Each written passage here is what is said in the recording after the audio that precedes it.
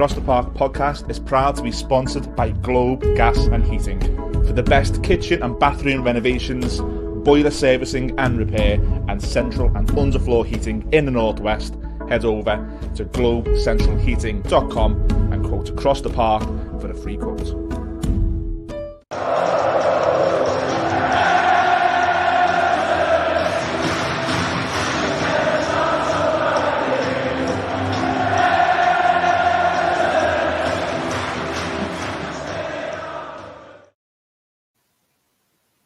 Hello, welcome to Across the Park podcast. It is the big match preview. This is the first live show we've ever done. A little bit behind the scenes, my guest tonight is a big live broadcaster, and he's twisting my arms into going live. So please, Chris, go easy on me. Friend of the show, Chris from Leicester Till I Die TV. Welcome back to the podcast. How are you doing, my friend? Well, ask me again in 24 hours. 30 odd hours. I don't know about having to take all the blame for it, but we'll see. No, I'm good. You know what? At the end of the day, it's football, and I can remember when we went down to League One a few years ago and Ian Holloway, and we'd never been down that far before. It was the one season, that we'd managed to avoid it for numerous seasons. So there was an inevitability about it. But when it actually happened, it was sort of, well, I'm still here, I'm still breathing, telly's still working. I'm not being bombed by Russia outside or anything like that. So, yeah, I mean, I think it's a bigger thing that we make up than we actually. It probably really is. I mean, financially for the club, obviously, and you're going to take some stick off the other half of Liverpool. We don't have that problem, but look, it is what it's a game at the end of the day.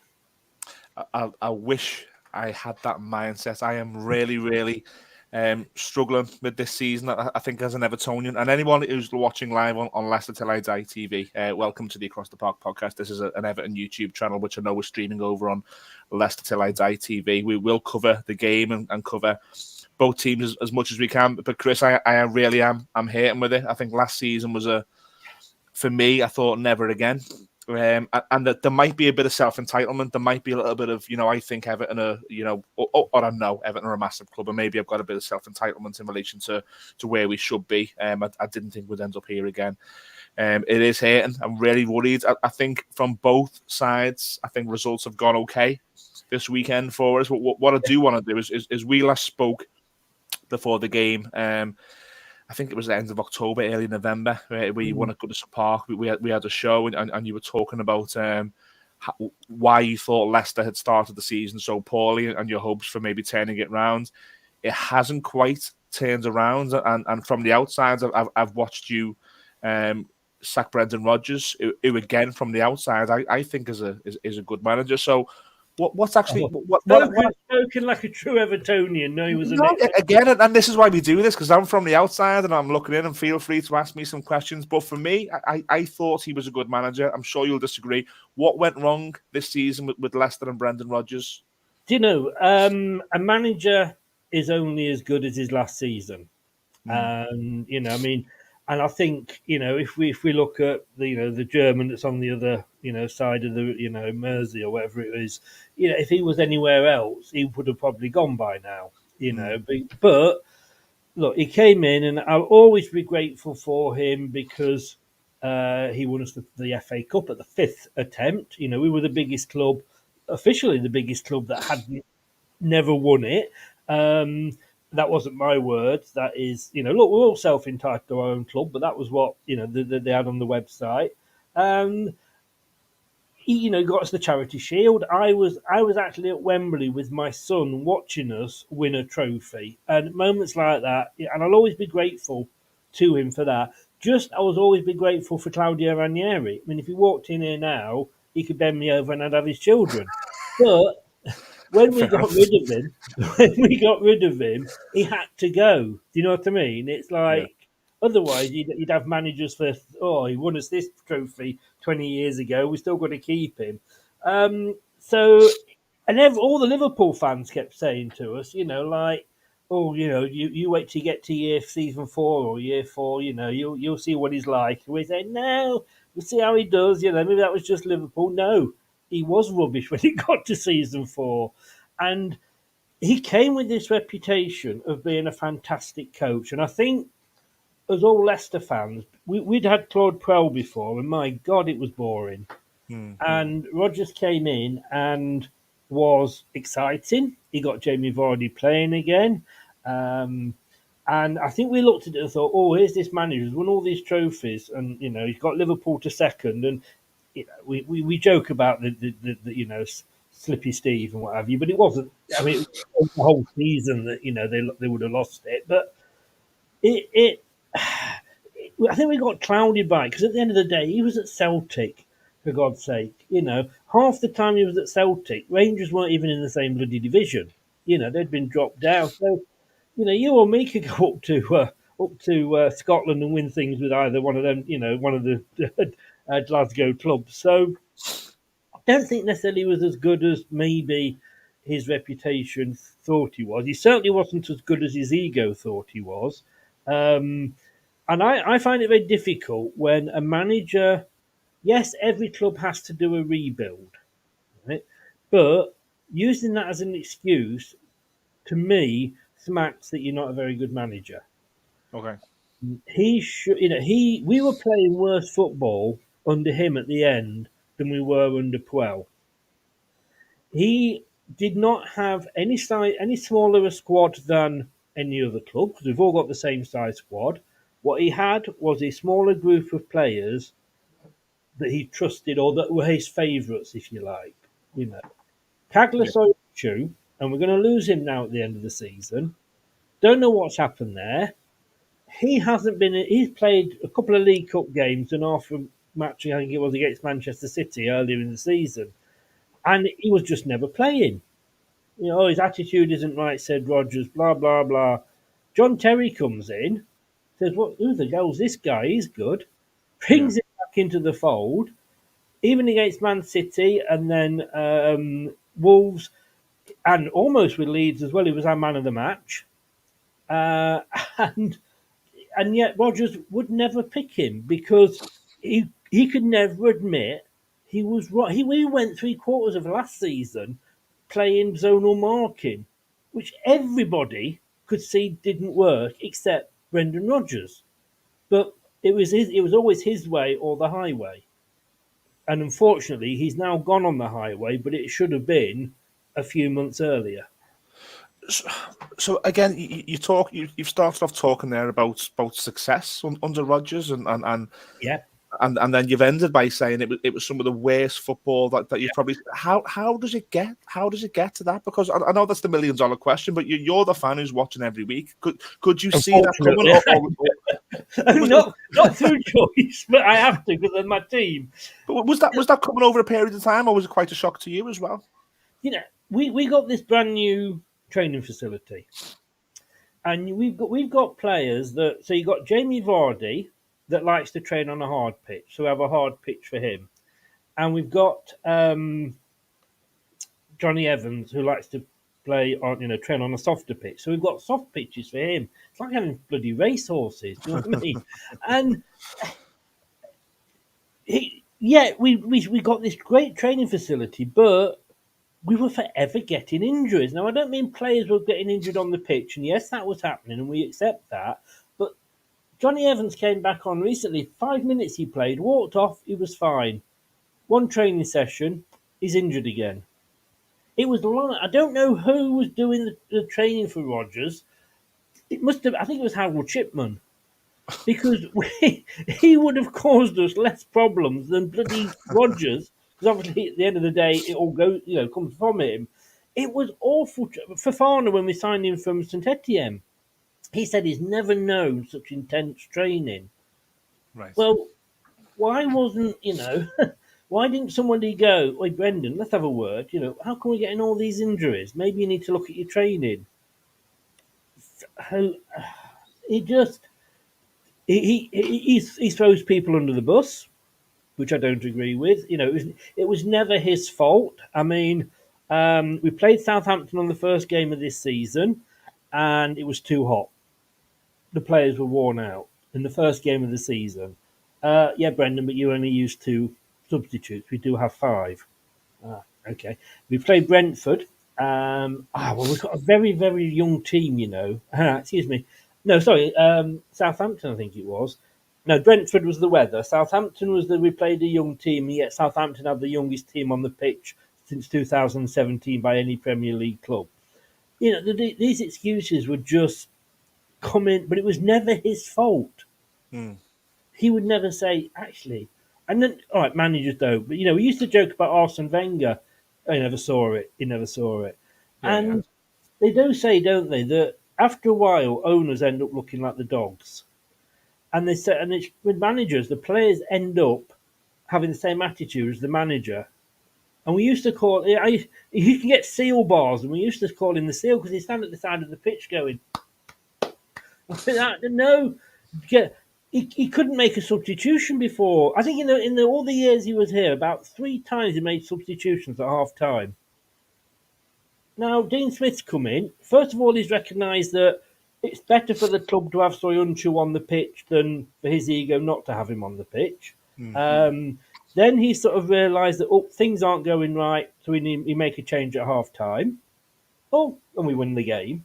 So he actually celebrates when we win a goal. He shouts at his team.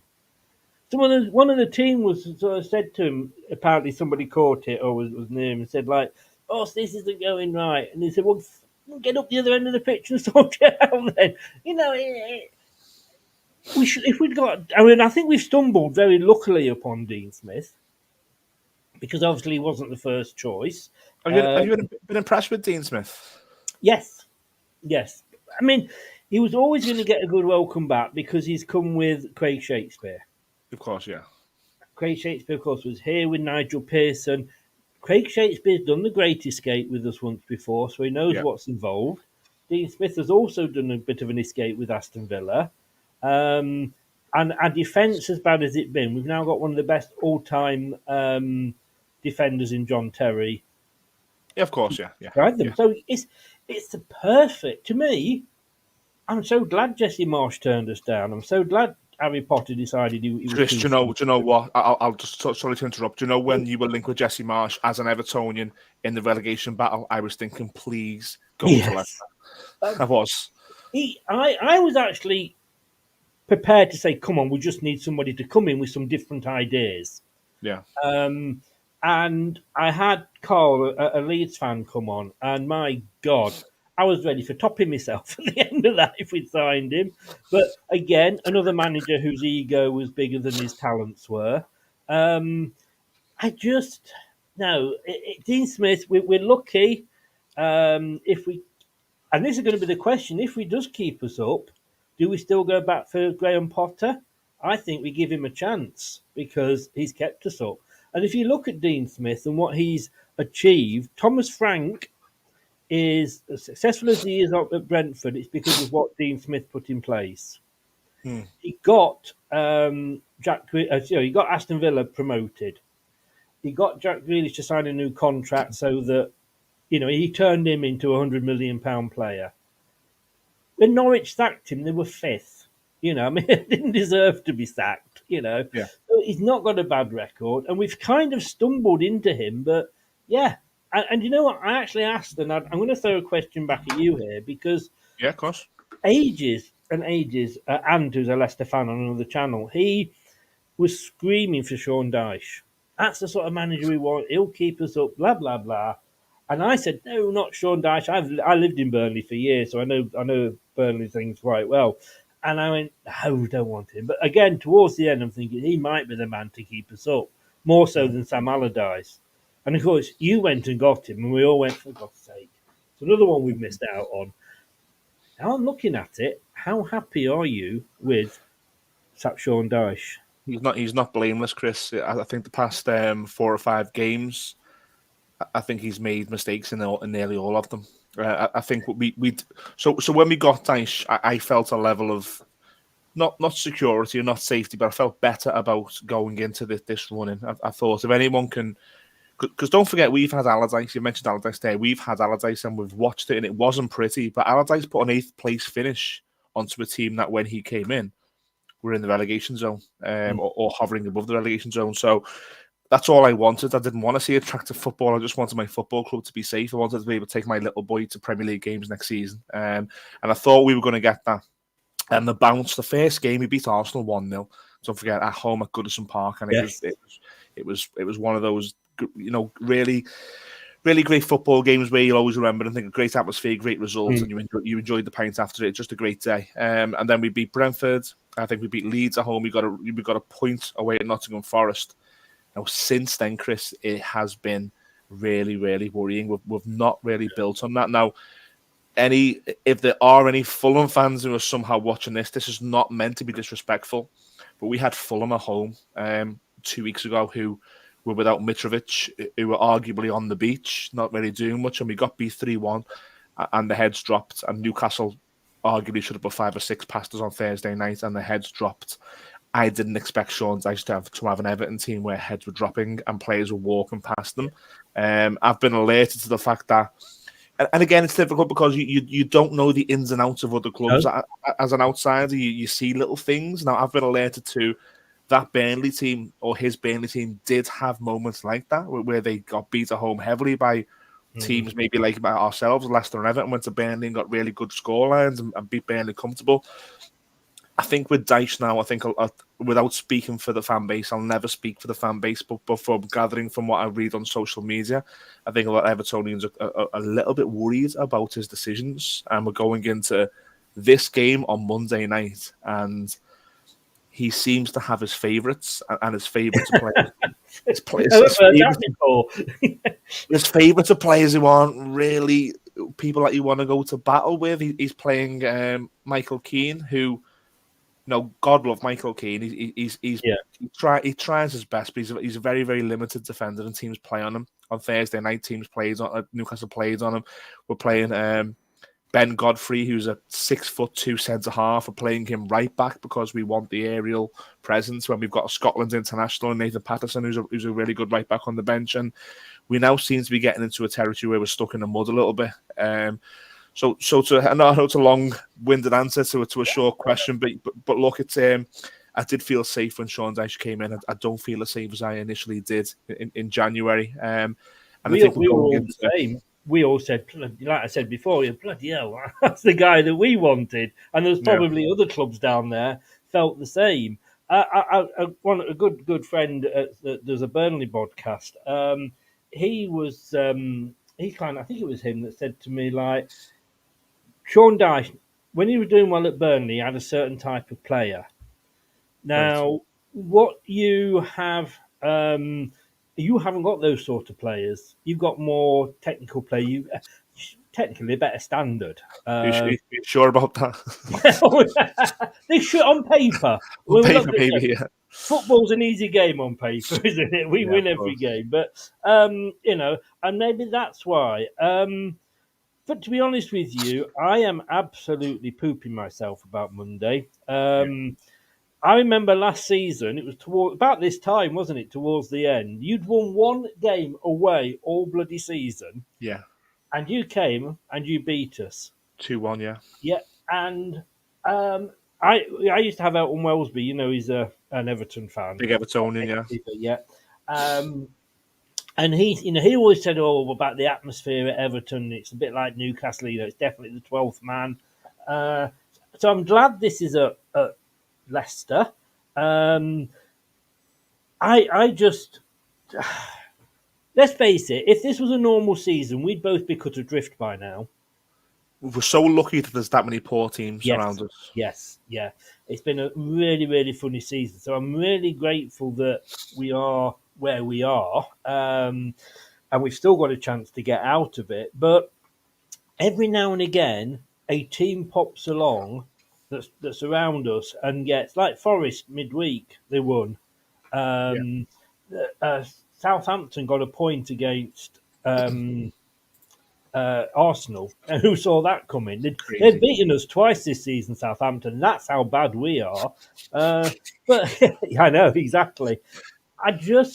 I am worried. I'm not going to lie. And I think both of us, to a degree, are relying on other teams being worse as well. Of course. Of course, and I keep saying to my friends, so my friends say, stop watching other teams, stop worrying about other teams. Mate, I'm at the arcade today with my little boy, and I'm looking at the Bournemouth. I'm looking at the Bournemouth score. I'm looking at the Southampton score. I'm in the arcade, with my 5-year-old little boy, and God love those Evertonians. God love those Leicester fans who are not looking at other teams. I don't know how you're getting through your I don't. weekend because I I'm, don't. I'm I'm worried sick. But we've had a good comment there from Leon in the YouTube comment. So thanks, Leon, for commenting and welcome to the show. He's basically summed it up there, saying he thinks that the winner of this match will stay up. Is it that simple for you, Chris? No, it isn't that simple. I think the loser is in deep doo doos. Yeah, Not down, definitely not down, but it's certainly, like the Titanic. There will be a big hole in the side of the ship. yeah, So we don't know. I mean, there's still 5 games to go. Now, I'm sure we'll come on to a second who we've got left in the yeah. runnings, but I don't think the winner of this game stays up. Just on that, I think whoever wins it will give them the confidence to go on, and that's the big thing. I mean, we have since Dean Smith's taken over, and we forget everything that went on before because that's really when our season started when he took Mm. over. Because the interim manager was as much use as a fart in a spacesuit, to be honest with you. Well, we sacked Rodgers, and so we put this guy in charge who was the first team coach, and he thought it was a good idea to do exactly the same as Rodgers had been doing. No, just sacked him for doing that. Why are you doing the same? But anyway, so Dean Smith's come in, he's changed things round, he's putting square pegs in square holes in a way, which I always think is great. Play a player where they should be played. But he came, we played Man City. Now, we actually, we didn't win the game. We lost it 3-1. We were 3-0 down after 20 minutes, which I've got to say, not as bad as Spurs at Newcastle. So thank you, Spurs. You took us out of that one this season. But if you'd have given me 3-1 at the start, I would have bitten your hand off because Goal we only difference. we only conceded 2 goals Yeah, against our and our goal difference is the best of everybody down there. That could be what keeps us up. That could be that extra could be, point, yeah. as they say, that keeps us up. So that went well. We then went and beat Wolves, having gone 1-0 down. We came back and actually won the game. Well, it, I don't know the last time that happened. And at Leeds, all right, we had a goal ruled out, which was a superb goal by Tielemans. Went 1-0 down again. Under Rodgers, we would not have come back and even got a draw there. And we could have won it again because we had, another goal disallowed. Mate, I was off the couch when Vardy scored. Trust me, Yeah. that was a good result for Everton. Yes. Well, exactly. But I'm the same as you. I'm looking at today's results, thinking, and I put a tweet out saying that if we beat you, and it is a big if, but if we beat you, we will go up to 16th, and Yeah, it just sounds great. And not only that, we will dump Forest in the bottom 3. I mean, it's a good. double whammy. Sorry, Luke, if you're watching, he's a Forest fan. But how bad was it the other week? We were 17th on goal difference, and we were happy because we were just outside of that bottom 3. I've got But no time for Nottingham Forest. Dave threw a wrench in it. That win against Brighton on oh, was it Wednesday night? I've got no time yeah. for Forest. They've made And me then even more Brighton worried. 6-5 past bloody Wolves. What the hell, Oh, Brighton?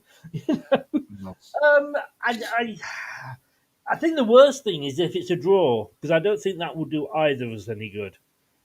Everyone else around us will be happy with that, won't they? Everyone else. And look, I think looking at your fixtures, and I've just brought it up there. I think you've got Fulham away Yes. next bank holiday Monday. We've got Brighton away. Then you've got my lovable neighbours at home. Yeah. Whilst we've got Manchester City at home. You've got Newcastle away. Now, this is where it gets interesting. So for Everton, the last week of the season is where I think if we can pull out of it, we'll pull out of it. So you've got Newcastle. We have Wolves away, who I really hope will be on the beach. I really want Wolves to pull out of it by that Yeah. point. And then you've got West Ham at home, last game of the season, and we have Bournemouth at home, last game of the season. And now we're looking at West Ham and Bournemouth could be out of it by that last game. And then I think with my sort of mystic Meg looking ahead of that final weekend of the season, I think 3 or 4 teams are going to be still in it at that point. Put your glass balls away, not on screen, please. Well, I had to get out at some point. Unfortunately, this is the show I had to do it. Sorry, Chris, but look, I think that last week of Yeah. the season. Well, we've got Is absolutely Matthew massive. Harrison is in the chat, and he's actually a Bournemouth fan. He's a Cherry fan, so Yeah. I imagine he's very, very happy as we speak. They're safe. 39 points, Bournemouth. They are Fair safe. play, fair play. They've been brilliant. Bournemouth, fair I play. mean, funny thing is, I literally live 3 miles outside of Bournemouth, so it's. Yeah, saying, yeah. I don't want them and Southampton to go down, and we stay up because otherwise I'll have no games to go and see. But look, Fulham. After you, we've got Fulham. Fulham. That's Mitrovic's last game of his ban. Okay. And I think without Mitrovic, Fulham have it's ruined their season. That one game has absolutely done their season. So it is the last game before Mitrovic comes back. So hopefully we can take advantage of that. Now we've then got Liverpool. Now I don't know what to make of Liverpool this season. I don't want to talk about them too much because obviously this is an Everton channel. But you know they beat us 2-1 and we scored all 3 goals. I remember, We had to score their goals for them. They've lost to Leeds. They've lost to Nottingham Forest. Their form away from home is absolutely ridiculous. I mean, they only just beat Forest last week at Anfield. Every time they scored, Forest came back into it. And you think, for God's sake, Liverpool, one job. You know what I mean? And, that's what I'm thinking. I'm saying to yeah, my mate, "You yeah, son of a bitches." yeah, and then, so who knows which way that would go? I'll take a point on that one. Newcastle at Newcastle, yeah, just give them the 3 points. We'll give them the 3 points and save a fortune in the petrol of travelling up there.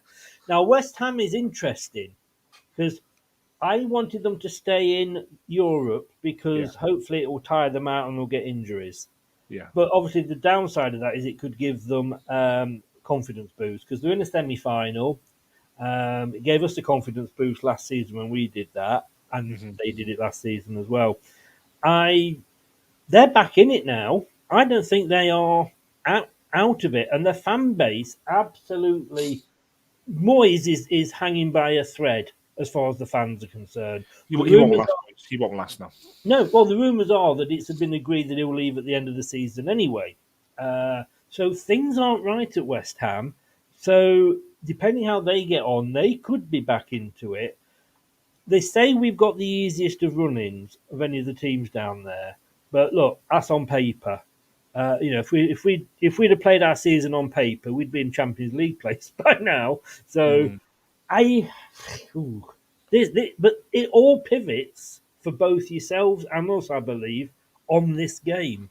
It is. This is huge. It's absolutely huge. So we've looked back. We've looked forward. We are going to get to the present. Before we do, just get on to Monday. How do you feel about so many teams being involved? I'll give you my opinion first. I hate it. I would rather it be a shootout. I'd rather Southampton be gone and Forest be gone, and it just be between me and you. I hate the variables. Do you think that's the right way of looking at it, or are you of the opposite opinion? Do you think it's good that there's so many teams in there? As a neutral, it'd be fantastic because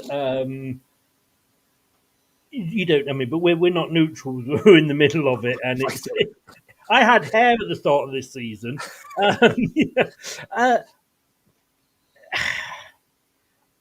For me, I'm glad there's more teams in it. Okay.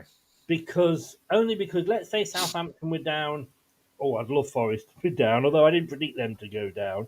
I predicted Bournemouth. Sorry, Matthew, but that's because you had Scott Parker. Come on, whoever had Scott Parker, they predicted to go down. But I just think there's more opportunities for like you say, for you, and I can see where you're coming from. But then there literally you could be that last team. Where now it could still be Leeds, West Ham could get drawn back into it. There's yourselves, us. It looks like Southampton are down now. Well done, Newcastle. It's It makes it more exciting. I mean, I'd hate. See, the thing is, I'd hate to be the Southampton of the equation and think, Yeah, oh God, here we got 5 games gone and we're down already, sort of thing. So yeah, I see it that way personally. fair enough. So Monday night, Oh God, I, don't. I, look, I was reading our socials before, and look, it's chess not checkers. Is a point a good result? If you get out of the relegation zone on the last week of the season, of course, it's a good result. But we're living in the moment. We're living at the present. I'm of the opinion that somehow, and I don't know how, I think Everton have to go and win on Monday. Are you of the same opinion for your team? Yes, yeah. I don't think a point does either of us any good. I mean, I'm just looking at the table. Let me just get the table up here. Um, I mean, yeah, 24 for Southampton. So thankfully, they're 4 points behind you, 5 points behind us. So we've got that buffer to Southampton. Then 28 for you, 29 for us, 30 for Forest. I think if it is a draw, I think a point does us more good than you, and Probably, that's yeah. purely because our goal difference is minus 13. Yours is minus 25. Forest is minus 32. I mean, when who got a lot of goals? Who did Newcastle play the other day? Was it Tottenham. Southampton? No, They when beat. they played Southampton. They Every time they scored, I'm thinking, yes, that's another guy. That's another goal on the goal difference. So we need 3 points. Both of us need 3 points. I want the 3 points. If it is a draw, it's not the end of the world, but it just makes the job so much harder. And these are games because Man City, we knew we weren't going to get anything at Man City. And then we looked, and no disrespect, because teams will be looking at Leicester and saying the same. Um, for us, we had Wolves, Leeds, Everton, Fulham yeah. before we get them. Those are 4 games we should be looking at and saying we should be winning. And like I say, I'm no disrespect to any of those clubs, including yourself, because you'll look at it the way Leicester played this season and go, this is the game we should be winning. Because after this, the games get harder. Um, we've got 4 points so far out of 6. So we wouldn't have got us there if we'd kept the bell end in charge. So I would. Sorry, he'll always did Brendan Bellend to me now. Yeah, yeah. Well, I'd take the point. I'd want 3. You can't afford the point. That's the thing. I don't think you can because of your goal difference. I don't know how we go and win, and this sounds really negative. And the Evertonians who are watching this and listening back on the podcast will probably be, slamming on in the cars and calling me all sorts. But I really think that we're in a bit of a lull at the moment, and I've seen this happen to teams. I've seen teams die before the end of the season, and I really hope I'm wrong, but I think the past few games has really knocked the stuffing out of Everton. If you watched the game on Thursday, Chris, have you seen some of the goals Newcastle scored? Oh, Our players were walking back. I could not. I watched that game. I actually did the watch along for it because it affected us. Yeah, Because my live preview is usually on a Thursday at 8 or 9, and I said no, this week I'm going to do my Everton preview. Is going to be watching Everton play Newcastle. Now Newcastle had just put 5 past Spurs in 20 minutes or whatever it was and beat them 6-1, yeah, and I'm watching. And you're 1-0. I'm thinking, bloody hell, yeah, Everton are doing all right here. Because, like I say, I'm only watching one game, so I'm just judging yeah. you on that. And then, second half, you just Give it's up. like somebody took a card from the bottom of a house of cards, and you just crumbled. It was like a half time. The player said, "Don't forget our bet. It's Newcastle over 3.5." It was just a give up. It was embarrassing. Now we've had the usual media. Some of the players are out this week. Abdoulaye Doucouré has done an interview today with the Daily Mail saying that we care. We're going to get out of it. We've had the manager saying certain things again this week, but it feels different. And I've said on this podcast, regular Evertonians who listen and watch this will know what I mean by that. This feels different to me this season. There feels a little bit of a resignation amongst the fan base. And do you know what, Chris? A little bit of realism as well. I think a lot of Evertonians are maybe getting a little bit of, we haven't got a good team. We arguably haven't got a good manager, and the things off the pitch as well with the board and the protest, and our chairman has been told by safety advisors not to attend games. It's all chaotic, and I think the perfect storm for you and the unperfect storm for us is sort of happening. So I'm really worried. I can't come on this match preview, and I can't be positive. I really can't. I'd love to be positive. I'd love to say we're going to go to Leicester and we're going to do what we've done last season, where our way end was unbelievable, where it was singing for 90 minutes. We took 3 points back home. I'd love to say that's going to happen, but you know what? I really, really fear Monday. I really think it could be the opposite.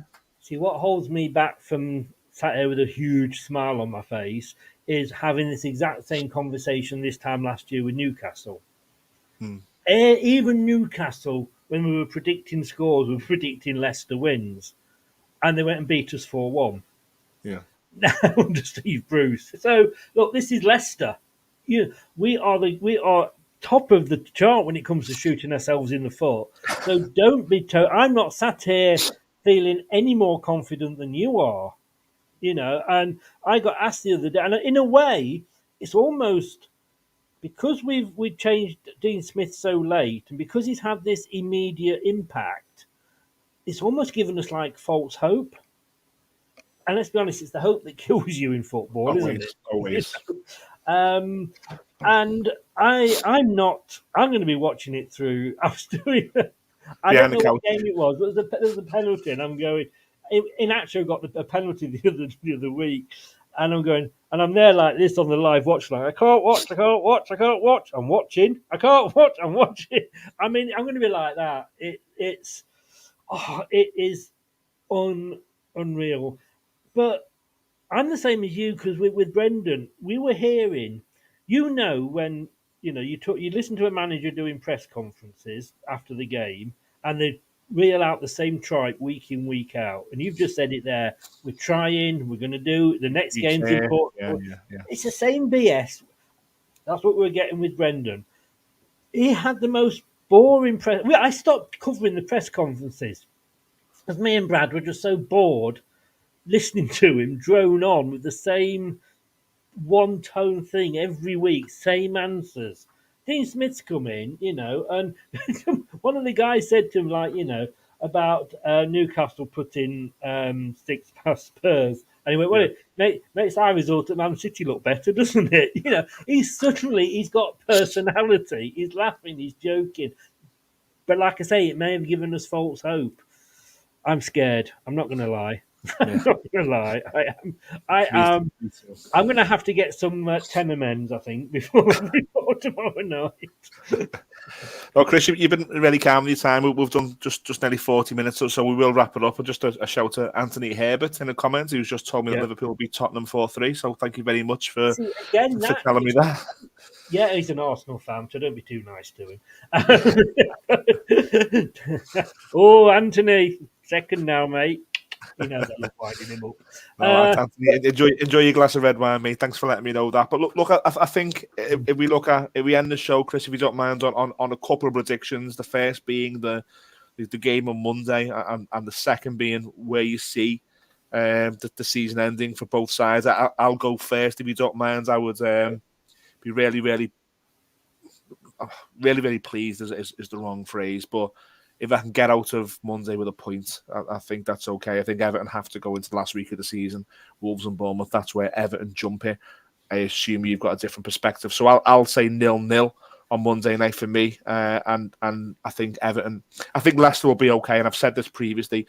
I think Leicester will be okay. I think Southampton, I think Leeds are just the stone that doesn't stop falling. I think today's result has absolutely ended any hopes for them. I don't see them getting another point. I think Leeds are gone, and I think it's a shootout between Forest and Everton. And I really, really obviously hope it's Forest. So I'll go Southampton, Leeds, Forest, and 0-0 Monday. Where are you going? If this was at Goodison Park, I would be having completely different thoughts about the game. But it's at the King Power. We've got the clappers back, so we've got a bit of atmosphere. We've actually got fans now that are cheering the team, and the team are responding to that because they are playing better, because they're being given the freedom. that they're being given clear instructions about what to do. Not at some points, you looked at it, you thought, what? It was like 11 people with sat navs, and all the sat navs had broken. They had no idea where they were bloody going. Because of that, I'm sorry to say, and it's because it's at home, I have gone 2-0 to Leicester. Fair enough. The good news for you is Iheanacho's out, and he is. But Vardy will start, I imagine. He will.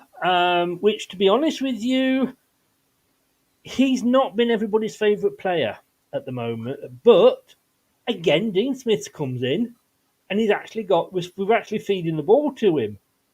So when he won the penalty the other night, it was like the Vardy of old, you know. So watching his lead, he was great at Alan Rhodes, I thought, when he came on. Because we played to his strengths. We know that he isn't the Vardy of old that will be just running around for 90 minutes. But Dean Smith and Craig and John have all realised that and said, we're going to use him properly. Where Rodgers, I mean, he stood there. Some games he came off that pitch having had 9 touches, and 4 of them were probably in his own half. I said at the start of the season that it would be Bournemouth because of the cardigan, Leeds because of the Jesse Marsh, and Southampton because I thought it was Southampton's time to go down. If you were to give me 17th now on goal difference, I would bite your hand off. And I'd bite the other one off as well, just for good measure. I mean, that it's going to be tight. I think there's a bit of me that says we will still go down. We could go down. A bit like the Brexit result. Let me put it that way. That's how close my mind is. I think 16th or 17th, and I'll take that. I will take that. Now, Southampton, I think, are going down. And I don't think it will do them any harm because they've stagnated. I think Leeds will drop into it, as you said, because they had a bit of a revival first half of the season in the March, but like you say, that stone that's just gone down and down and down. And I don't think if Chelsea hadn't had the good start, they'd be in it as well. Now, the third place, I have to say, it is between you and Forest, I think. Okay, that's fair. I really do. I think West Ham will just stay above there. Bournemouth are safe now. Palace, I mean, we all laughed at Roy Hodgson, didn't we? And look at, he's done wonders. What a job he's done, Yeah. And Wolves have, despite getting hammered the other day, Wolves, I think, are going to be safe. Gone. Yeah. Obviously, I want Forest for obvious reasons. Yeah. Like I said, I didn't think they would at the start of the season, but of course it's Forest, so I'd be lying if there wasn't not a little bit of me, a huge bit of me that wants them to go down. However, it could well be you, I'm afraid. I'm with you, mate. Honestly, you're not offending me. You're talking real. You're talking real talk. It's because it's not that you've just sort of dropped off in the last so many games. It's been there for a couple of seasons. Yeah. And you've had the money, you've got a very rich owner, but he's just, whether he's been advised badly or whatever, because you've been buying players like, well, I'll say two words to you, Damari Gray. I mean, he may be good for you, but it's absolutely awful. He's one of our best players. That's how bad we are. God. He was great as a super sub, but then he'd earn the right to start, and then he'd be bloody awful. So he'd be dropped again. Come on, as a super sub, do well. I would honestly say that Leicester would not have done what Leicester did had we not dropped to League One. Because we had the biggest clear out ever. We sacked our manager. We got Nigel Pearson in, who, funnily enough, had kept Southampton up on the last day at our expense, and then they sacked him. We got Pearson in, and the rest, as they say. But we were able to just clear everybody out that we didn't want. Got sort of players in on loan because we weren't planning on staying there very long. We didn't. We came back up as champions. So it might not be the worst thing that could happen. I know it will hurt. Do you hold the record for having been in the top five? We've been in the in the top flight the longest. I think it's That's only right. Arsenal. I think it's only Arsenal. Sorry, you've been longer. And do you know what? This sounds crazy because the last one was 1987. There's only 3 teams who've won the top flight league more than Everton. So it is all relative. I've been brought up on the fact that Everton are huge. The generation below me and below again, not so much. But I'm of the generation that Everton are huge, the massive, and it's sleepless nights time, Chris. It really is. I think with the and again, you coming from it from the opposition, and I don't expect you to know the ins and outs. But our finances, if you've seen that, we've already potentially breached FFP. We're being investigated for that. Do we then drop in? What do you think is going to happen with that? Because again, that's hanging over your head. So you could Yeah. technically stay up, and then you could get a points deduction and go down. I think what I've read, a really good article on the Athletic has said that with the appeal process, which Everton will trigger if it's a penalty, Yeah. it will probably drag into next season. So if Everton do stay up and the decision is a points deduction, I think it would roll over into next season. But I think the likelihood is a transfer embargo. I think that's the likelihood. And good God, if we can't sell some of our crabs and replace them, we'll see. I'll see it again next year. Honestly, The thing is, I mean, you shouldn't laugh. I'm sorry, but we've been there. Don't forget, we are the club that went out of business once and yeah, came of that course. close to going out of business again. Yeah. So we know what it's like. So, but at the end of the day, if you go down but you survive as a club, that's what you want because you've still got the club. Yeah, it'll take me a few months to think that way. It really will. And do you know what? And I get it because you've lived it, you've been through it, and you passed on your wisdom, and I really do get it. But at the moment, No, it is hard. feels really really tough at the moment to be an Yeah. Evertonian. I remember last season. Sorry, I'll keep it very quick. I remember last season I was watching a Burnley and Leeds fan because whoever won was staying up and whoever lost was going down. Yeah. Burnley went down, and he was in tears. And somebody said, well, "Would that be you this season?" And I said, "No." I said, "I'll cry." I said, "But I'm sorry." I said, "I'll be upset. I'll be sad." But look where we've been these last 10 years. Look what we've achieved. Quarterfinals of the Champions League. That bloody thing we won back there. FA Cup. Can't not be happy. And Look. I lived in Bury for a while. Well, I worked in Bury, for a while. And I know what it will mean to that town to lose its football club. Yeah. And I would sooner be in a lower division with a football club than not have a foot. And I always say with Derby, I hope that they go down and they go down and they go down. But I don't want them to go out of business because that's the worst thing that could happen. Do you know what, Chris? I feel even more depressed than I've started the show. Good, I think guys, I've done it. you've managed to do it. Look, it's a massive game at the King Power on Monday night. I sort of agree a little bit with the comment that we had earlier from Leon that I think whoever wins it are probably the most likely out of the two teams or two clubs to stay in the Premier League. I think there's a long way to go. It's chess, not checkers. We've got 5 games. We're in the run. Don't know about you, Chris, but we've been talking about this running for a while now. We're in it. Yeah. This is the run. It's time for someone to step up and for some club to actually put a run together and get out of it. By God, I really hope it's Everton.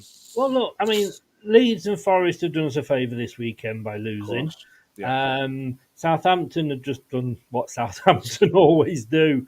And I suppose there's a little bit of me does look at it and think, like, yeah, we have got probably the easier run in. Because I think Liverpool, depending which Liverpool turn up, they are beatable. But then again, it's going to look more stupid if we don't because we've got the easier run in. So, look, we will see. We will see. It is going to be 90 minutes of absolute pain. Behind the couch. Yeah. Look, Yeah. any Leicester fans, look. First of all, thank you for everybody who's watched the live stream. This is the first live stream that we've done on Across the Park podcast. It's not Chris's first rodeo, so he's held me hand through all the settings beforehand and trying to get there. So I'm going to log off and see if I can figure out how to upload this as a podcast. Chris, I might have to give you a call later for some help because I'm not the most tech savvy.